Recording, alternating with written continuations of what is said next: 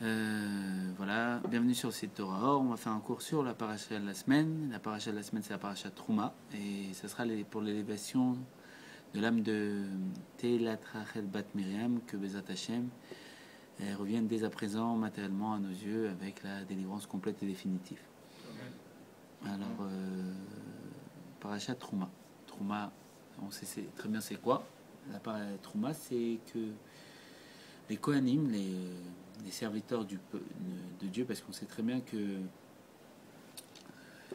Dieu, quand il nous a sortis d'Égypte, paracha Beau, il nous sort d'Égypte et il décide de prendre tous les Béchor, tous les premiers-nés, ceux que justement Pharaon voulait tuer, parce qu'il disait que tous les du premier-né, Pharaon il devait mourir, et c'est pour ça qu'il avait mis un décret, à savoir qu'il tuait tous les premiers-nés juifs et les jetait dans le Nil. Et après, même à un moment, comme Moshe, on sait très bien qu'il est né dans une famille juive, de Yochevet, sa mère, et de Amram, son père. Et pour la petite histoire, c'est que du fait du décret, Amram il avait décrété que comme Pharaon il allait tuer tous les garçons, il fallait que tout simplement que tous les hommes se séparent de leurs femmes. Lui-même l'avait fait en tant qu'exemple, qui représentait le chef de la génération à cette époque-là. Et il avait divorcé de Yochevet. Pourquoi? Parce que si on met des enfants au monde et que Paro les tue, à quoi bon? Et Myriam, la tzadékette, est venue voir son père et lui a dit: toi, t'es pire que Paro. T'es pire que Pharaon. Pourquoi? Il a dit pourquoi? Et parce que Pharaon, lui, condamne que les garçons. C'est-à-dire que si les garçons ils naissent, il les tue. Mais toi, tu condamnes, tu empêches les filles de venir, donc tu tues indirectement, si on peut dire, toutes les filles à venir. Donc t'es pire que Pharaon. Et quand il a entendu ça, il a fait tchouva. Et de là, on voit que effectivement, la notion de la délivrance, c'est que les enfants vont faire tchouva aux parents. Et la première a entamé cette notion de délivrance qui allait engendrer la délivrance future par la naissance de Moshe Rabbeinu. L'enfant, la fille de Amram, Myriam, la tzedeket, a fait faire tchouva à son père. Et il s'est remarié à Yochevet. Elle avait 130 ans. Elle était comme une jeune fille, il y a marqué une jeune fille, et parce qu'elle avait retrouvé sa jeunesse. Et en vérité, c'était lié au fait que Adam Arishon, c'est ce que le Harizan nous dit. Adam Arishon, quand il a fauté, il a fait la faute de l'arbre de la connaissance, il s'est séparé de Chava pour faire tchouva pendant 130 ans dans les eaux de Guéron. Et après, les mères, un des descendants de Caïn, est venu faire la réflexion à Adam Arishon parce que ces deux femmes ne voulaient plus, parce qu'à l'époque ils avaient deux femmes, avoir de rapport avec lui. Et donc, qu'est-ce qui s'est passé? Il a dit à Adam, voilà, toi tu t'es séparé de ta femme, et donc mes femmes elles se séparent de moi. Alors, c'est pas normal, à cause de toi, elles se séparent de moi, elles ne veulent plus avoir de rapport avec moi. Non. Et ce qui s'est passé, c'est qu'il avait tué son fils. Et après, à cause de ça, ils ont voulu séparer. Lui, il n'avait pas fait exprès. Et après, qu'est-ce qui s'est passé? Il a dit à Adam que comme lui, il s'était séparé de Chava, il me semble que c'est comme ça, que aussi ses filles, ses femmes se séparent de lui. Alors il a demandé à Adam de retourner avec Chava. Et là, il avait complètement fait tchouva. Il s'était complètement séparé, si on peut dire, de l'impact du serpent dedans de lui. C'était quoi l'impact du serpent dedans de lui? On sait très bien que Adam Arishon était l'âme générale du peuple juif. En lui comprenait toutes les âmes juives à venir. Et on voit que c'est aussi l'humanité, parce que c'est le père de l'humanité. Mais initialement, c'était que le père du peuple juif. Et le fait qu'il y ait le serpent qui a intervenu, le serpent qui a fait pénétrer, parce que le serpent Nachash vient du terme Nachash, deviner, il a fait deviner à Adam une autre notion, c'est quoi? C'était la notion de devenir pas simplement le père du peuple juif, mais le père de l'humanité tout entière. Et donc il a incorporé en Adam Arishon quelque chose qu'il n'avait pas, c'est les autres nations. Et donc c'est devenu le père des autres nations. D'accord? Et qu'est-ce qui s'est passé? Il a fait tchouva et s'est séparé de cette dimension d'autres nations qui est quoi? Qui est une nation qui n'est pas choisie par Dieu, donc indépendamment de Dieu, être séparé de Dieu, être séparé de la source de vie, qui est l'apparition ou la concrétisation de la mort, Qu'est-ce que c'est le reflet? Parce que tout ce qui découle du matériel vient du spirituel. Qu'est-ce que ça veut dire d'être mort matériellement? C'est être séparé de la source de vie. Les tzadikim, ils sont appelés vivants, même dans leur mort. Pourquoi? Parce que comme ils sont toujours attachés à la source de vie, qui est Dieu, et Dieu il l'appelait vrai, véritable, émet, comme la Torah, parce qu'il est Kulochan, il est une seule chose avec Dieu, la Torah est une seule chose avec lui. Quand on est attaché avec Dieu, on ne peut pas mourir. On ne peut pas être dans l'impureté. Donc la mort ne touche pas, le Yetzara ne touche pas. Quand on est attaché à Dieu, on est immortel. À l'image des tzadikim, à l'image de Rabbi Yehuda Hanassi qui venait faire kiddush à sa femme, un an après s'être volé matériellement, et la Gemara pose la question à savoir, est-ce qu'il a le droit de les acquitter ou pas? Est-ce qu'un mort il a le droit d'acquitter les vivants? Et il dit non, un tzadik il n'est pas mort. Et mita en hébreu, ça veut dire passage. La mort, c'est-à-dire ils sont passés dans une dimension plus élevée qui n'est pas accessible à nos yeux. D'accord. Donc c'est séparé, il a fait tchouva, Adam Rishon, et quand il a fait ce tchouva au bout de 130 ans, il s'est remarié avec Rava, il avait réatteint le niveau avant la faute du serpent, d'être dans la perfection, d'enfanter que les âmes du peuple juif. Qu'est-ce qu'il va mettre au monde? Il va mettre Shem, un enfant de Gdusha absolu, à l'image de quoi? Que Shem et Ever transmettaient la Torah avant qu'il y ait Matan Torah, qu'il y ait Moshe pour transmettre la Torah. Et comme le Harizal va nous dire, et c'est connu, que dans Moshe, il y a le nom de toutes ces réincarnations. Moshe, ça s'écrit Mem, Shin, E. Pour la petite histoire, le Rabbi nous dit à l'envers, ça s'écrit E, Shin, Mem. Ça se dit Hachem. Moshe à l'envers, c'est Hachem. Parce qu'on a voulu un intermédiaire. Parce que Dieu, quand il nous parlait directement en Matan Torah, on n'avait pas supporté le dévoilement. On a dit, toi, tu vas faire l'intermédiaire entre nous et Dieu. Et le dévoilement du Rabbi et du Moshe, c'est quoi? C'est que Bétor Grono, à travers sa bouche, Dieu y parle. Et comme dira Rashi, Anasé ou Ekol, le chef de la génération, c'est toute la génération. Et il n'y en a qu'un qui parle pour la génération. C'est qu'en vérité, lui, il n'a pas d'écran, il n'a pas de séparation, il exprime totalement le divin. Dieu s'exprime au-dedans de lui de façon parfaite, sans empêchement, sans, on va dire, diluer ou incompréhension.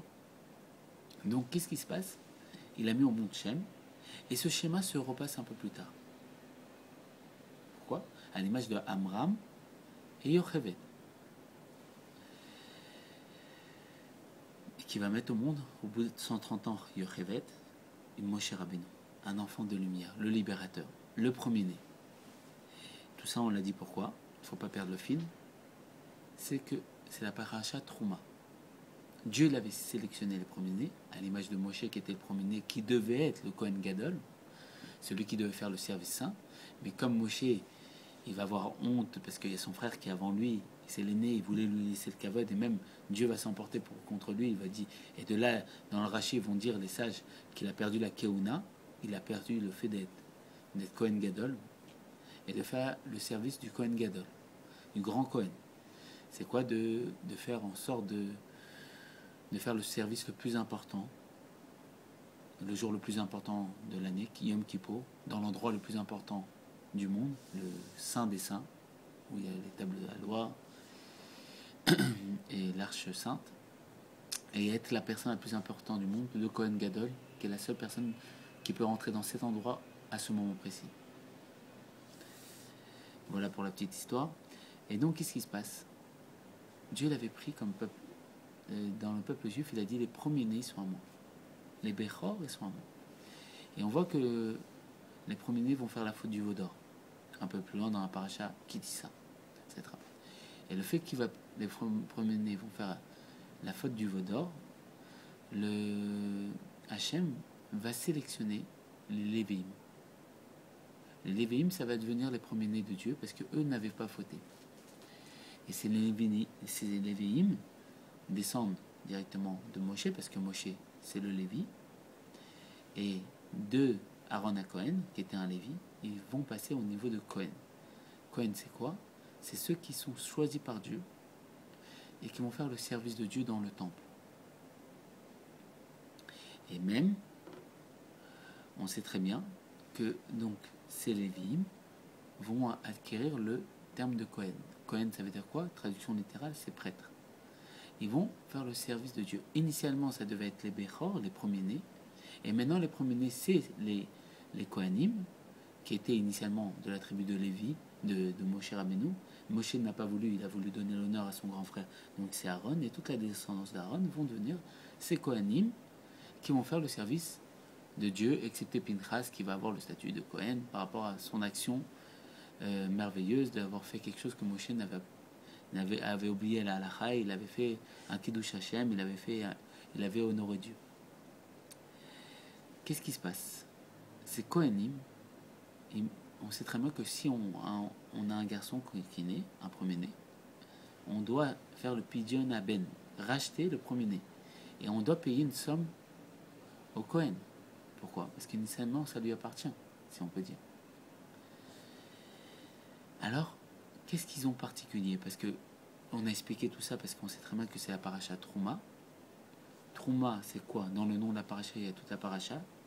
Comme je l'ai expliqué hier dans le cours du Bnei Akiva, j'ai eu la chance de donner là-bas. Trouma, c'est un prélèvement.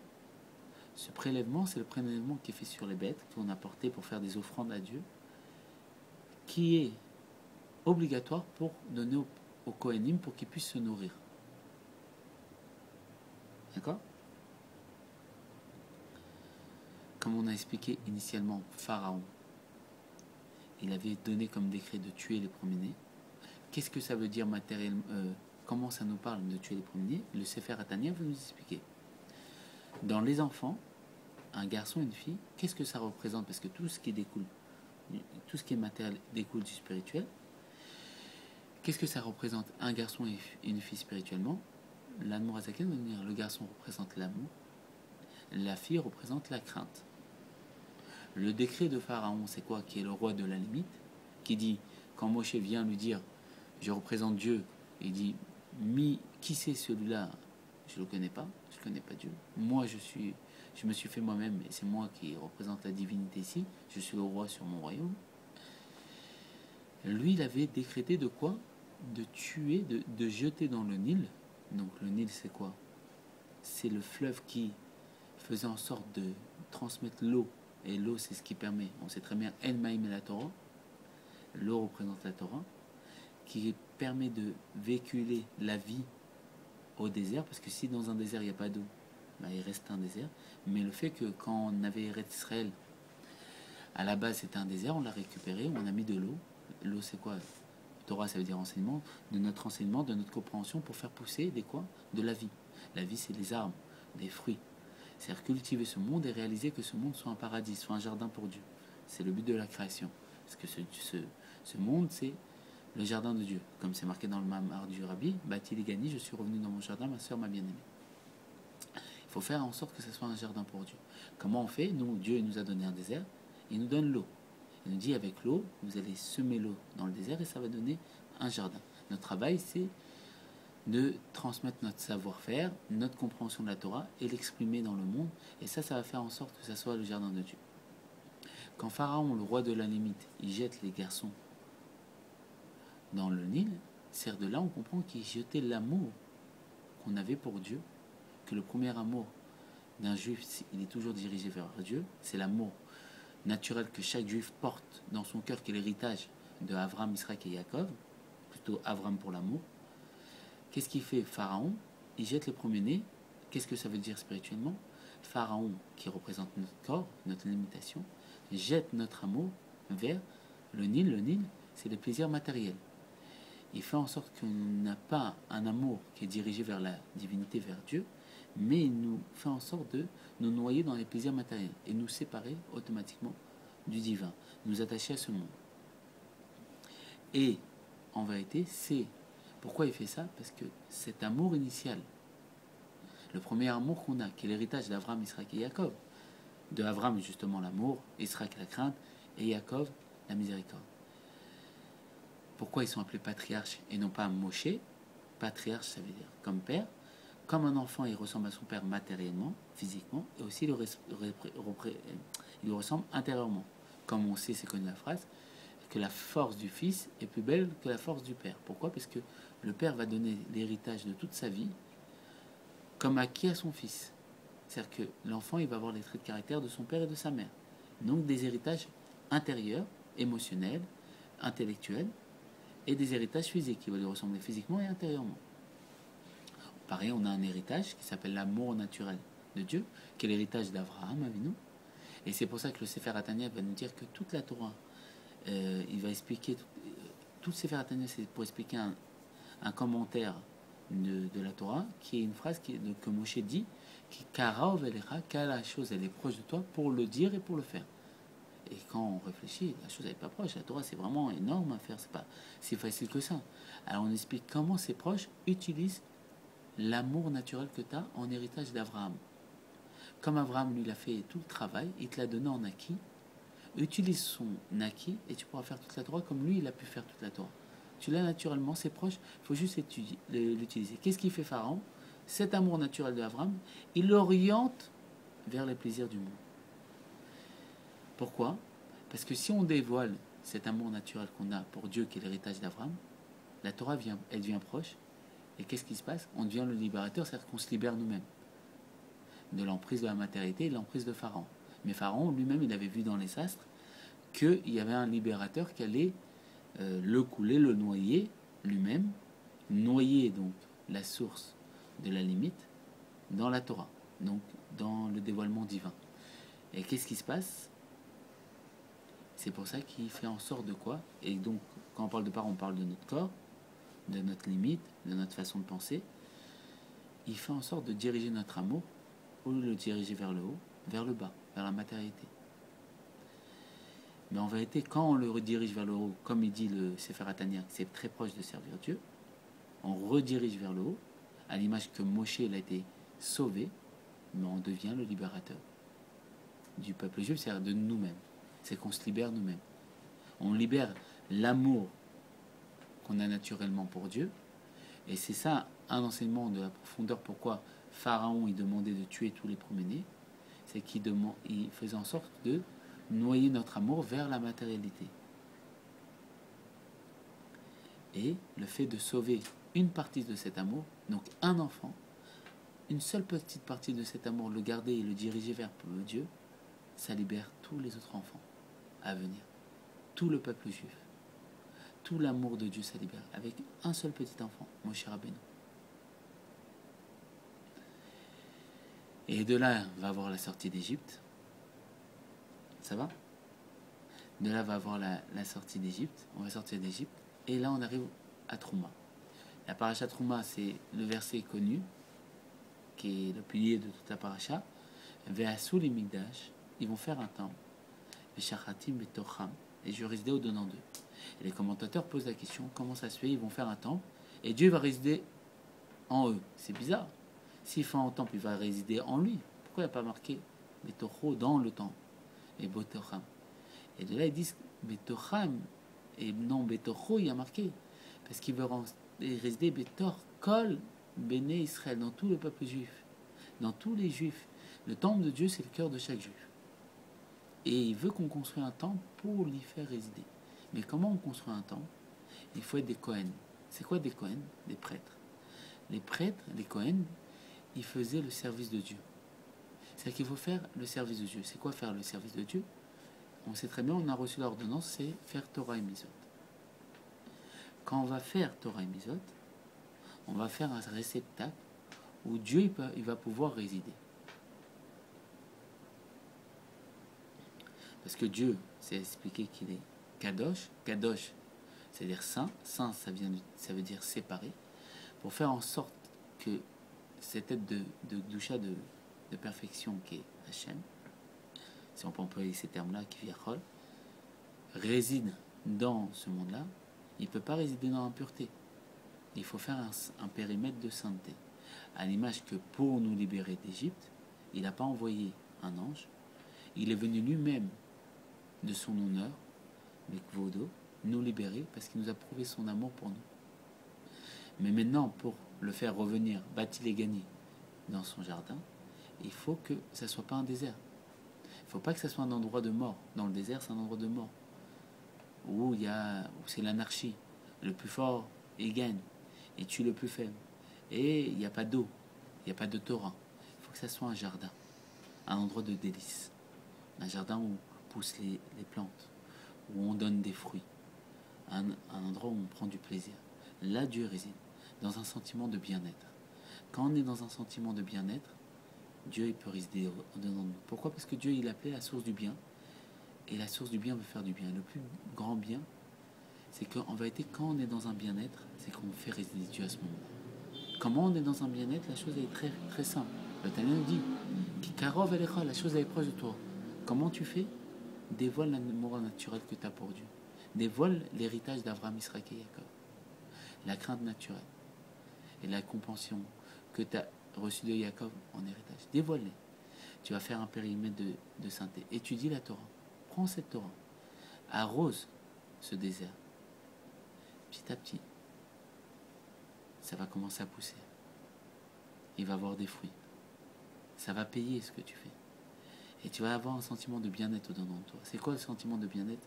C'est que tu es en train de faire résider Dieu et que toute le but de la création, il a une tava d'avoir une demeure bétartonim au plus bas. Le plus bas, c'est dans le cœur de tout à chacun. Petit à petit, Dieu il va résider dans toi. Petit à petit, il va revenir dans ce jardin.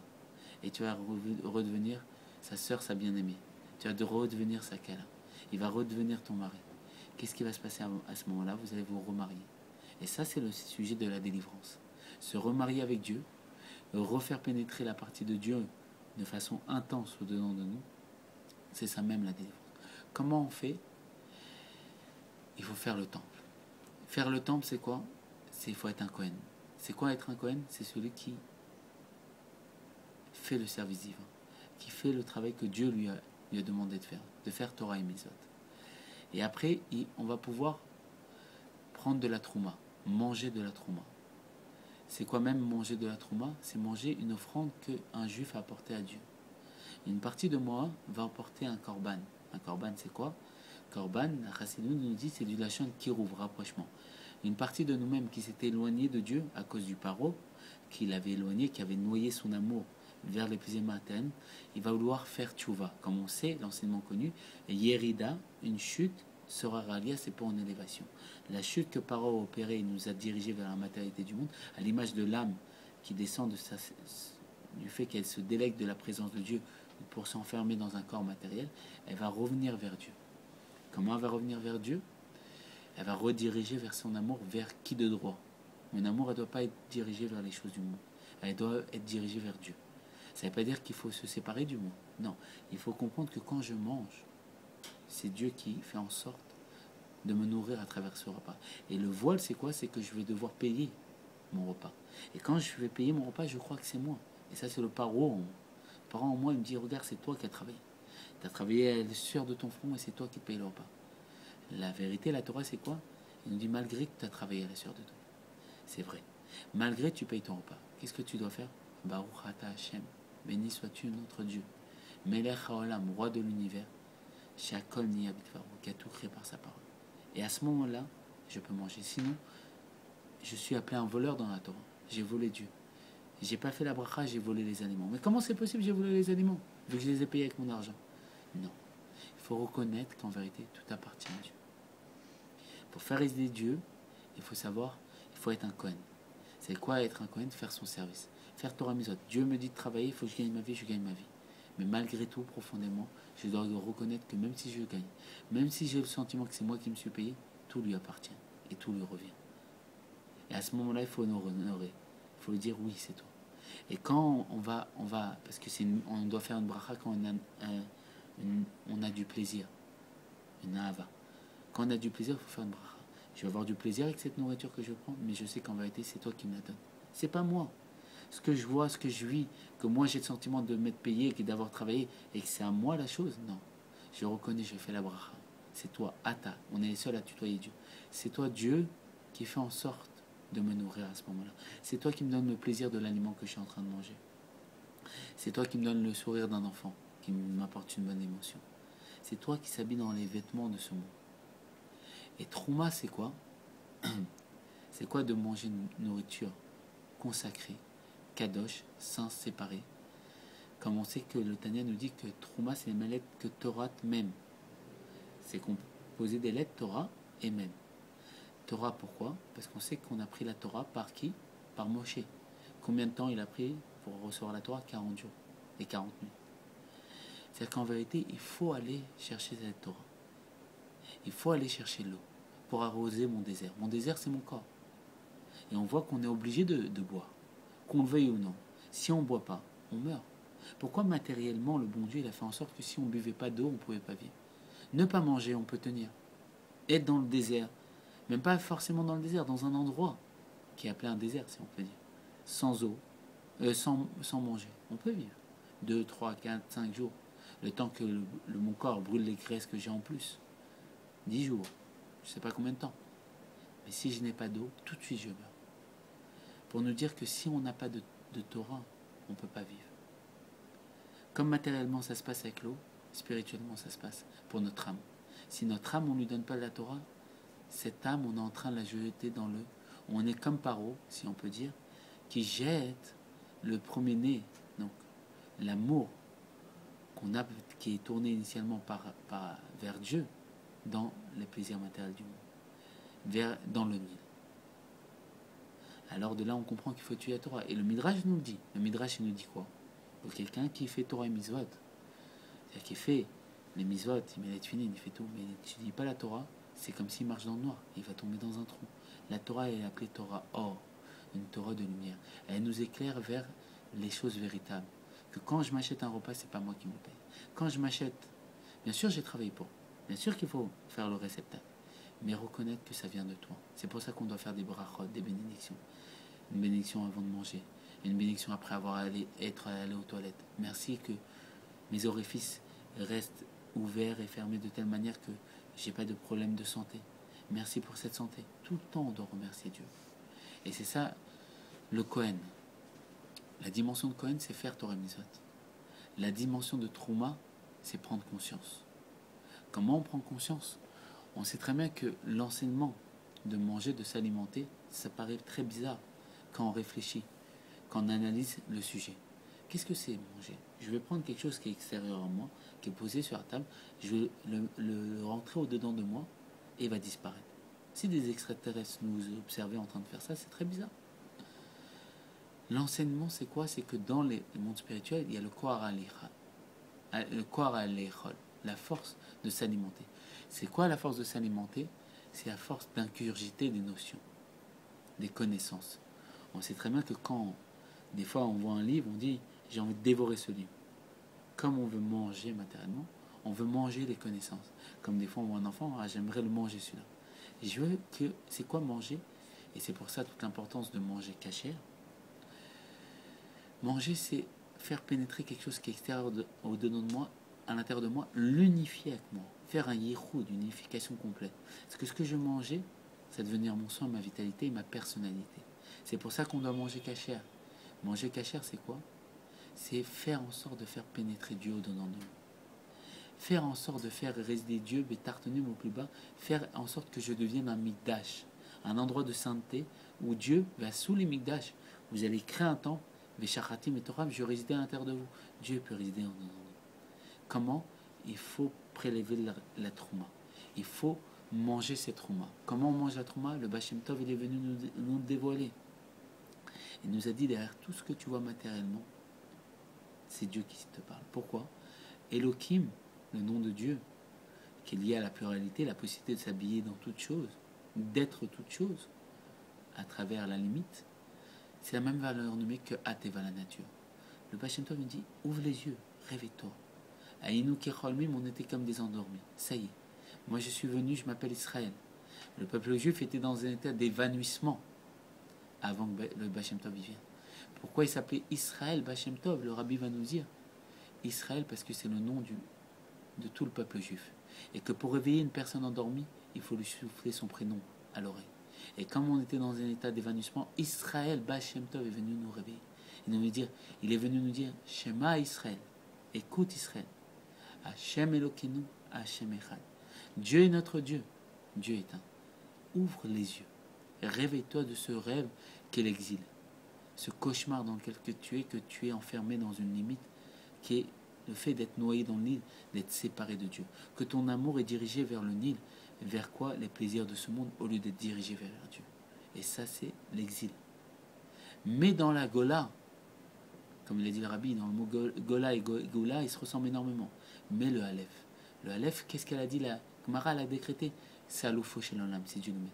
Et mets dans la Gola le Aleph, mets Dieu dans ta vie, et ça sera, ta vie, ça sera la Géoula, la délivrance. C'est ça la délivrance. Faire pénétrer Dieu en moi. Comment je fais pénétrer Dieu en moi? Torah même, la Trouma. Il faut aller chercher la Torah pendant 40 jours. 40 jours à l'image de Moshe qui a reçu la Torah pendant 40 jours et 40 nuits. Il faut aller. Il faut vouloir faire rentrer la Torah au-dedans de moi. Il faut vouloir apprendre cette Torah. Vouloir que cette Torah qui représente l'eau irrigue mon corps qui représente ce désert et devienne un jardin pour Dieu, un endroit de délice et de plaisir. Et que quand il va devenir un jardin pour Dieu, Dieu qui est la source du bien va résider et la source du bien va faire en sorte que je sois dans un bien-être absolu qui est le bien-être de la Géoula. Que la Gola, ma Gola qui est mon corps, ma personnalité, mes problèmes du quotidien, ma prise de conscience du quotidien, mon mal-être du quotidien deviennent un état de bien-être de Géoula. Et c'est tout ce qu'on voit dans le mois d'Adar. Aujourd'hui, c'est Rosh Chodesh Adar, Chodesh Tov. Et le mois d'Adar, c'est quoi? C'est un mois où on peut gagner les procès contre les goyim. Pourquoi? Parce que Adar, c'est composé d'élèves de Aleph, Dar. Dar, ça veut dire habitation. Et Aleph, la Gemara nous a dit, c'est Aloufo Shalona. C'est Dieu lui-même. Aleph, le Aleph, il rentre dans le Dar. Il rentre dans sa maison. Ce mois-ci, pourquoi on peut gagner des procès? Parce que Dieu, il est rentré. Il est là, il est présent, il est tout proche de nous. Il rentre dans son habitation. Mais pourquoi on ne le ressent pas? C'est parce que, en vérité, j'ai pas fait le Mikdash. Il nous a dit, va sous les Mikdash, tu dois faire un temple. Le temple, c'est quoi? Faire Torah et Misot. Et à ce moment-là, je résidais au-dedans de toi. Il n'y a pas marqué Betoro dans le temple, mais Tocham, c'est-à-dire à l'intérieur de chaque cœur du peuple juif. C'est ça qui veut Dieu, résider dans notre cœur. Qu'est-ce que c'est Dieu? La source du bien. Pourquoi on n'est pas bien? Parce qu'on ne fait pas résider Dieu en nous. Comment je fais résider Dieu en moi? Très simple. Comme je dois boire pour ne pas mourir, mon âme elle a besoin de boire. Comme il y a la nourriture du corps, il y a la nourriture de l'âme, c'est Torah. La nourriture de l'âme, c'est la Torah. Il faut que je nourrisse mon âme et je la gorge de Torah. Il faut que j'habille mon âme et je la gorge de vêtements. Comme on sait très bien que les misotes sont comparés aux vêtements, à l'image de Adam et Chava, que quand ils ont fauté, ils ont vu qu'ils étaient nus. Ils avaient une seule misva. Il faut que j'habille mon âme de splendeur pour recevoir Dieu, être présentable devant le roi. Et il faut que je la nourris pour pas qu'elle soit affamée. Trouma, Torah même. Il faut que j'apprenne la Torah dans le même. Le même, c'est quoi? C'est la première lettre de Moar dans mon cerveau. Il ne faut pas faire que Naasé. Bien sûr qu'il faut faire Naasé, faire la Torah. Mais il faut le Nishma, comprendre la Torah. Pourquoi il y a le Naasé? C'est pour le Nishma. Qu'est-ce qu'il va nous dire le Rabbi Rayat? Dieu n'a pas créé des êtres intelligents pour qu'ils soient bêtes. C'est sûr qu'il faut se soumettre devant Dieu. Devant Dieu, c'est vrai qu'on n'est pas assez intelligent que ça. Il faut l'écouter quoi qu'il se passe. Mais il faut comprendre. Dieu nous a donné la Torah pour qu'on la comprenne. Et en vérité, de là, on comprend que quand on comprend la Torah, on le fait pénétrer au-dedans de nous. Et qui réside au-dedans de nous. Il y a une notion très, très, très concrète dans le Tanya qui nous fait comprendre ce qu'on est en train d'expliquer. Il nous dit dans le Tanya que si on entoure un élément, disons une bouteille, d'un élastique, l'élastique entoure la bouteille. Il nous dit c'est comme quand on comprend une notion de Torah. On va m'expliquer une notion de Torah. Mon intellect va entourer la notion de Torah. Il va la comprendre, il va comme quand on mange matériellement, il va la manger spirituellement, c'est-à-dire dans la compréhension. Mais comme c'est la Torah, et la Torah c'est expliqué, c'est Kulochat, c'est une seule chose avec Dieu, en vérité que quand on fait pénétrer Dieu au-dedans de nous, par rapport à cette compréhension, à l'inverse de mettre un élastique autour d'une bouteille, on est quand même, c'est comme si la bouteille elle entourait quand même l'élastique alors que l'élastique entourait la bouteille. C'est-à-dire quoi? C'est que quand on comprend une notion de Torah, on ne comprend jamais la totalité de cette notion, l'immensité de cette notion qui est infinie. C'est-à-dire comment Dieu y voit cette notion. Et donc cette notion nous entoure également. C'est-à-dire qu'on fait pénétrer une infinité, une petite partie de Dieu en nous, Betocham à l'intérieur de nous, mais Dieu il nous entoure. C'est-à-dire qu'il devient notre mikdash, notre temple. La trouma c'est quoi? On a dit que quand on emportait, qu'est-ce qui se passait? Quand on faisait une faute, ou même on voulait faire un sacrifice comme offrande à Dieu, comme ça, on devait apporter un animal. Pourquoi? Parce que comme on sait très bien, on a deux âmes, l'âme divine et l'âme animale. L'âme animale, représentée par Paro, celle qui nous dirige vers la matérialité du monde, les plaisirs du monde, vers le Nil. Parce que l'eau, c'est toujours la source de tous les plaisirs. Un plat, il est toujours meilleur avec une bonne sauce. Comme dit le Etzraïm, que l'eau, ça véhicule tous les plaisirs. Quand on s'est dirigé vers le plaisir de la matérialité du monde, c'est qu'en vérité, on a mangé sans faire de bracha. C'est ça, c'est pas... On peut servir Dieu comme il y a marqué que Yehuda Nassi, à l'époque, il avait tous les fruits et légumes à sa table de Shabbat. Dieu ne veut pas qu'on vive séparé du monde et en faisant des jeûnes. Non, le Baal Shem Tov est venu nous expliquer. Il ne faut pas briser le corps. Quand on voit l'âme poids sur son poids, il faut le venir en aide. Il faut qu'en vérité, ce corps, cet âne, parce que âne, chamor, ça c'est aussi chomer, la matérialité, il faut que cette matérialité reconnaisse le divin. On ne nous dit pas qu'il ne faut pas manger avec plaisir. Il faut que je mange avec plaisir, mais en sachant que c'est Dieu qui me nourrit. C'est pour ça qu'on doit faire une bracha avant, une bénédiction avant et après. On prend de la trouma. On veut devenir un temple pour Dieu. Un endroit où Dieu peut résider. Dieu, c'est la source du bien. On veut être dans un bien-être. Il y a un travail à faire. Ce travail, c'est de faire en sorte de devenir un temple. Pour devenir un temple, il y a des dimensions dans le temple. On voit quand on étudie la Parashat Trouma, toutes les dimensions, comment c'est organisé, comment c'est... Ces dimensions, c'est quoi? C'est faire Torah et Mitzvot. Faire un périmètre de sainteté. Parce que Dieu, il est saint, il ne peut pas résider dans l'impureté. Et après, Dieu réside. C'est-à-dire qu'il faut faire Naasé, il faut faire la Torah. Même si je ne comprends pas, je mets les tuiles. Mais après que j'ai fait toutes les Mitzvot que je peux faire sans comprendre, maintenant, on nous demande un autre travail. Il faut le nishma, il faut comprendre. C'est quoi comprendre? C'est qu'après, il faut faire résider la Torah. C'est quoi la Torah? La Torah, c'est l'eau. Il faut mettre l'eau. Il faut arroser le jardin. J'ai préparé, j'ai semé. Nasser de la Torah, c'est mettre des graines dans la terre. Et après, il faut mettre l'eau. Et là, ça va pousser. Et là, Dieu va résider. C'est qu'il faut que je comprenne pourquoi je fais tout ça. Et là, je serai dans le vrai plaisir. Il n'y a pas plus grand bonheur, qu'est-ce qu'il disait ça, de délivrer du doute. Tu vas pouvoir être délivré du doute. Parce que petit à petit, je vais faire entrer Dieu au-dedans de moi. Comme on a dit, on apportait un korban. Korban, ça vient du terme kirouv, pour se rapprocher de Dieu. Et donc, de ce korban, on prenait une part et on le donnait au Kohen. Et les Kohen, il nous explique, le rabbi, que quand le korban a été... Qu'est-ce qui se passait? Il y avait un feu. On allumait un feu d'en bas, ça révélait un feu céleste, et un feu descendait en forme de lion et avalait le korban, pour nous dire qu'il a été validé par Dieu. Mais le rabbi nous dira que non, il n'était pas encore, la kapara, l'expiation n'était pas encore faite. Quand elle était faite, l'expiation du fait que j'avais écouté mon âme animale, donc le paro qui est en moi qui me dirige vers les plaisirs du monde, au lieu d'écouter mon âme divine, c'est-à-dire que j'avais profité d'un plaisir sans prendre conscience que ce plaisir, que ce soit un sourire, de l'amour de mon prochain, ou un plat avec du plaisir que je prends, ou n'importe quel. Je parle beaucoup d'alimentation parce que la paracha parle d'alimentation. Trouma, c'est un prélèvement sur l'alimentation. Et tout ce que. Bien sûr, c'est une notion qu'on peut appliquer dans toutes les déclinaisons. C'est avoir un plaisir dans le monde sans savoir que ce plaisir vient de Dieu. Ça, à ce moment-là, j'écoute Paro. À ce moment, je noie l'amour de mon âme dans le monde. À ce moment, je tue le premier-né.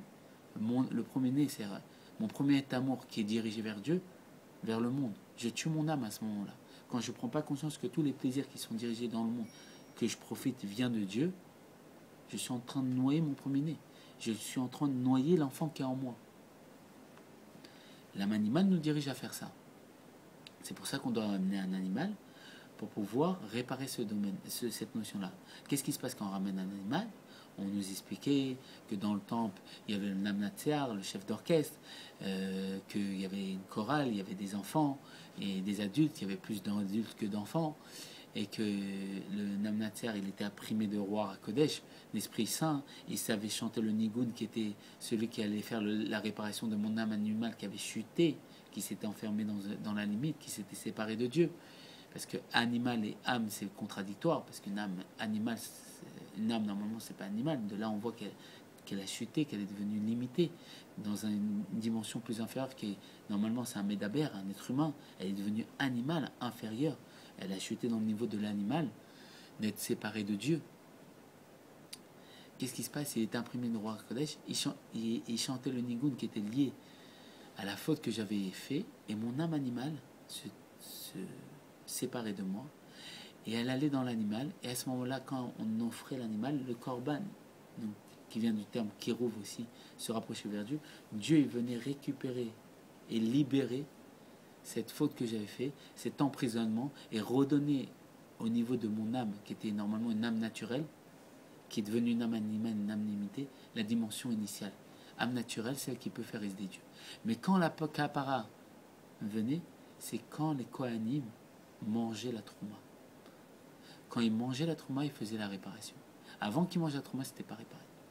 Il y avait le besoin de faire une action matérielle. Comme on sait que Baba Saleh, quand il mangeait, lui, son travail, c'était de il y a des kavanotes, des intentions très mystiques de profondeur à Torah, comment mâcher les aliments pour faire les réparations de chaque individu. Et lui, quand il voulait réparer des décrets, enlever des décrets, il faisait la shrita. Un animal, la shrita, il égorgeait, ça vient du terme l'amshir, il élevait un animal, et il savait comment mâcher, il pouvait mâcher pendant des heures comme ça un aliment pour faire la kapara de chaque individu. Ça, c'était le travail, une des particuliers de l'âme de Baba Saleh qui était tellement élevée, que le rabbi dira sur lui que c'était un bnei aliyah, le niveau de tzaddik le plus élevé. À l'image que Rabbi Shimon Bar Yochai lui-même, il avait dit, j'ai vu dans la génération, les gens de la génération qui méritent l'élévation, la aliyah, ils sont peu nombreux, s'il y en a un, c'est moi. Un niveau de tzaddik était aussi élevé, si on peut dire, que Rabbi Shimon Bar Yochai, Baba Saleh. Et que le rabbi lui donnait énormément de kavod, et c'est une des personnes à qui il a donné le plus de kavod, le plus d'honneur. Et donc de là, on voit que le Baal Shem Tov vient nous dire, il s'appelle Israël, il vient nous réveiller. Il vient nous réveiller de notre gola, de notre exil, de ce rêve d'exil qu'on est en train de rêver, qu'on a été noyé par notre parole, notre corps, vers le plaisir du monde, des plaisirs sans reconnaître le divin. Il vient nous dire, Israël, je m'appelle Israël, réveille-toi. Je viens te réveiller, Israël, parce que je dois t'appeler par ton prénom. Tu t'es évanoui, je viens te réveiller. Reconnais que tout vient de Dieu.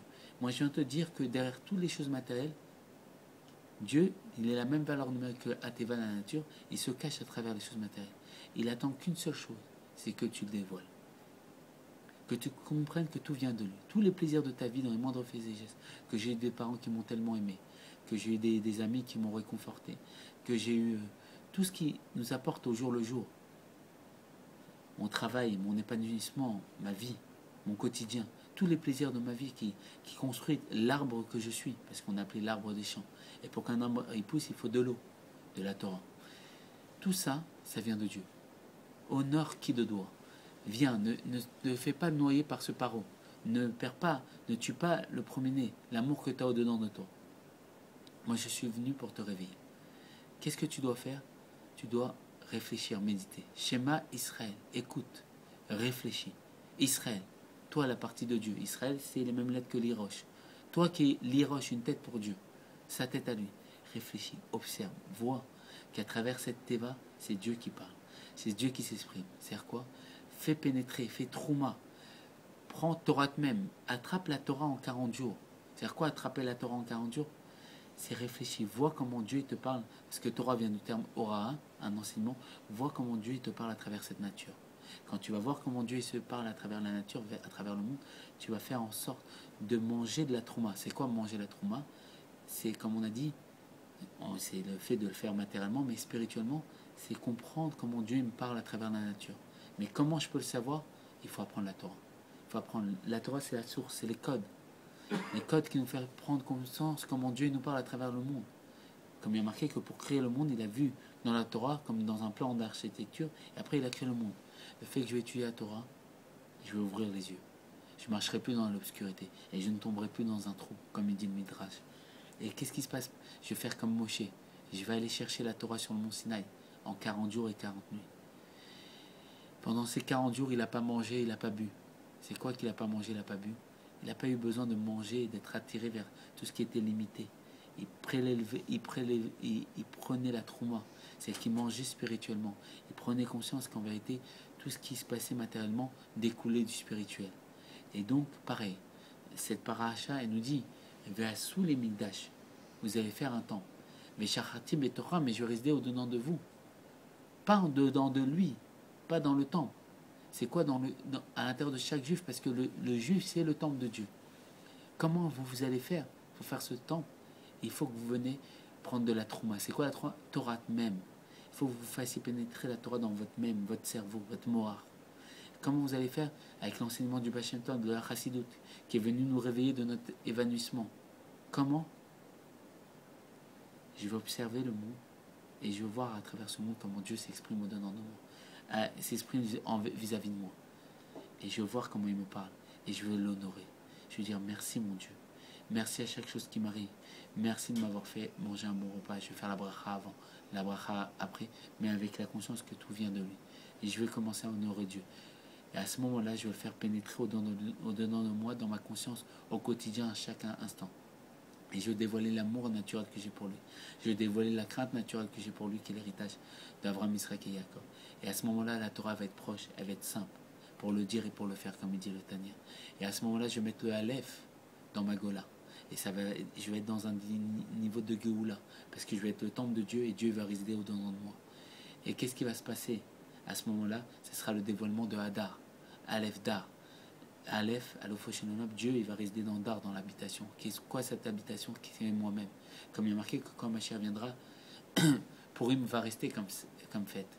Pourquoi? Parce qu'on va comprendre que c'est quoi la fête de Purim? On se déguise tous. Et il y a marqué que dans Purim, ils ont accompli ce qu'ils avaient dit. On a accompli la Torah à Purim. Pourquoi? Parce qu'on a fait Misurot Nefesh pour recevoir la Torah à Purim. On a dit non, on va étudier la Torah. Mordechai réunissait les enfants pour étudier la Torah devant tout le monde. Avec Haman, il avait fait un décret pour qu'on nous empêchait d'étudier la Torah et qu'il allait tous nous tuer. Et malgré tout, on a fait Misurot Nefesh. On a dévoilé.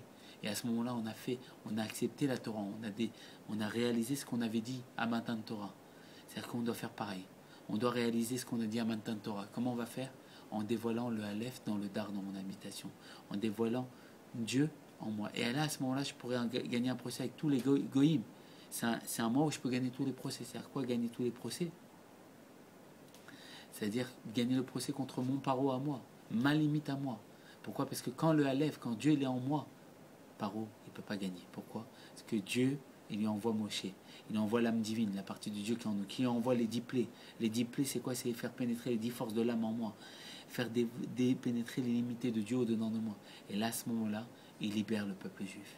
Il me libère de la limite, de l'emprise de mon expression, de mon mal-être quotidien, de mon esclavage quotidien, de ma vie de questions de remise en doute quotidiennement, de ce mal-être qui me laisse pas un souffle de vie, un souffle de bonheur, et que je dis où est Dieu, et je crie vers Dieu, et que le peuple juif n'avait même plus la force de crier vers Dieu, parce que Pharaon leur a donné un jour de repos, ils ont pu crier par Dieu, et Dieu les a entendus. Le Moshe, l'âme divine, elle va venir nous libérer. Mais il faut qu'on fasse la trouma. C'est quoi la Torah? Torah même. Il faut qu'on prenne la Torah dans notre cerveau, en 40 jours et 48. Il faut qu'on prenne conscience qu'en vérité tout vient de Dieu. Il faut qu'on voie que tout est Dieu. Il y a marqué Enod Mitvado, il n'y a rien d'autre à part Dieu. Il faut que je voie comment Dieu me parle à travers chaque chose et que j'apprenne à remercier Dieu. J'apprenne à dire merci Dieu. Merci, tout vient de toi. Il faut que je comprenne. Il ne faut pas que je fasse une Torah que de Naasé. C'est sûr qu'il faut faire Naasé, mais il faut que ce soit une Torah de Nishma, de connaissance. Il faut que ce soit un temple. Naasé, c'est Ve'asou les Mikdash, vous allez faire un temple. Ve'shachatim metocham, je réside en vous, c'est Nishma. Il faut les deux. Il faut le Naasé, Ve'nishma, pour que Dieu puisse résider en nous. Et ça, c'est la paracha Trouma. Trouma, c'est la paracha où on fait résider Dieu à l'intérieur de nous. Et la Shgecha Pratit, la providence divine, a fait que ce soir, qui est Rosh Chodesh Adar, et que Rosh Chodesh Adar, c'est Rosh Chodesh, la tête du mois, et Chodesh, ça vient du terme Chidush, la nouveauté. Ce mois, il nous apporte une nouveauté. Et la tête, dans la tête, est compris tout le corps. C'est parce que dans ce jour-là, il y a tout le mois d'Adar. Dans ce jour-là, on voit qu'on a le concentré de tout le mois d'Adar, la possibilité de faire entrer Aleph, Alofoshenonam, Dieu, dans le Dar, dans mon habitation. Et c'est tombé par Ashgacha pratique dans la paracha qui nous dit Ve'asou les Mikdash, vous allez faire un temple. Veshachatim et Tocham. Il faut prendre le Aleph. Le Aleph, c'est quoi? C'est Dieu lui-même. Il faut prendre Dieu et le faire résider dans mon cœur. Comment? En prenant conscience que tout ce que je vois matériellement, c'est Dieu qui me parle à travers la nature. À l'image que quand ma chair il va venir, on voudra cueillir un fruit Shabbat, mais là la nature s'exprimera. Le fruit nous dira tu peux pas me cueillir, c'est Shabbat. Savoir prendre conscience déjà. Comment? En sachant que Shabbat je peux pas cueillir. Il faut déjà que ça vienne de moi. Il faut que je prenne conscience que j'ai pas le droit de cueillir un fruit Shabbat. Et après, qu'est-ce qui se passe après le Naasé? Il y aura le Nishma. C'est quoi le Nishma? Le dévoilement que j'ai fait pénétrer le Aleph en moi et je vais voir la Géoula. Le fruit lui-même, il va me dire tu peux pas me cueillir Shabbat. C'est qu'il y aura le dévoilement de la Géoula au-dedans de moi. C'est quoi? C'est que le règne minéral et végétal et animal s'exprimera. Les animaux vont s'exprimer vers moi. Ça sera le dévoilement de la Géoula. Comme le Harizal qui entend, qu'il y a marqué il y a 50 portes de connaissance. Et une de ces portes de connaissance, c'est la possibilité de comprendre tous les langages. Le langage du palmier, le langage des montagnes. Comme il dit le Harizal, que quand il y a une avalanche, c'est que deux montagnes sont disputées. Et l'avalanche, c'est qu'une a gagné. Et l'autre a perdu. C'est ce que dit le Harizal. Que quand dans le feu, il y a un crépitement du feu, c'est le langage du feu. Le feu s'exprime. Quand le chat ou l'animal, un animal quelconque, nous demande à manger, en vérité, pourquoi il nous demande à manger? Parce que sur notre visage, c'est le visage de Dieu. Il demande à manger à Dieu qui est enfermé au-dedans de nous. Parce que lui-même, il sait que tout vient de Dieu. Et que quand nous, on croit que ce qu'on a et les plaisirs qu'on a de la matérialité du monde ne vient pas de Dieu, on tombe plus bas que les animaux. Que même les animaux impurs. Pourquoi? Parce qu'eux-mêmes, ils savent que tout vient de Dieu. Eux-mêmes, ils reconnaissent. Et quand Mashiach va venir, qu'est-ce qui va se passer? Il va nous dire Shema Israël. Écoute Israël. Il va nous réveiller de ce rêve qu'elle existe. Et il va nous faire entendre comment ce monde, il dévoile le divin. Comment les minéraux, ils reconnaissent Dieu. Comment les végétaux, ils reconnaissent Dieu. Comment les végétaux, ils demandent de l'eau à Dieu pour pouvoir pousser. Comment les minéraux, ils demandent quel accomplissement ils doivent opérer. Comment les animaux. Comment on va voir, on va écouter, on va être schéma, on va écouter. On va devenir un midash, on sera saint, parce qu'on va écouter. Et à ce moment-là, on va embrasser Dieu. On va embrasser parce qu'on sera dans une perfection, une unification avec Dieu, complète. Et Dieu va résider de plus en plus en nous. Et plus il va résider, et plus on va s'élever. Et plus on sera dans le plaisir, parce qu'on va monter dans des plaisirs illimités de proximité avec l'essence de Dieu. Voilà une des notions de la paracha pour Trouma. Et que Bezrat Hashem, tous les présents, ils ont toutes les bénédictions qui se doivent, matériellement, spirituellement, qu'ils ont la possibilité de faire entrer le Aleph dans leur dar, dans leur habitation, dans ce mois d'Adar. Et c'est pour ça que, mois d'Adar, Marmim et Simcha, on doit augmenter la joie, parce que le Aleph, il rentre dans le dar, dans l'habitation. Et que ça rentre en eux, qui font Trouma, qui prennent la Torah en 40 jours et 40 nuits, comme Moshe, que l'âme divine, le Moshe qui est en eux, prélève la Trouma, c'est-à-dire prendre la Torah, c'est-à-dire que l'âme divine en eux arrive à voir comment Dieu s'exprime à travers cette Teva, cette nature, comment Elohim, Dieu qui s'habille dans la limite, leur parle à travers, et qui voient comment Dieu leur parle, et que grâce au fait qu'ils voient comment Dieu leur parle, ils vont comprendre que tout ce monde, c'est le dévoilement de Dieu. Et là, à ce moment-là, ça sera un Mikdash, et Dieu va résider au-dedans d'eux. Et ça sera la Géoula complète et définitive, et ça dépend d'une personne qui ouvre les yeux, qui arrive à voir ça. Et il va faire pencher la balance du bon côté, et ma chair va se dévoiler. Mais Hashem, Bekarov Mamash, dès à présent, avec la grâce de Dieu. Bezat Hashem. Au revoir.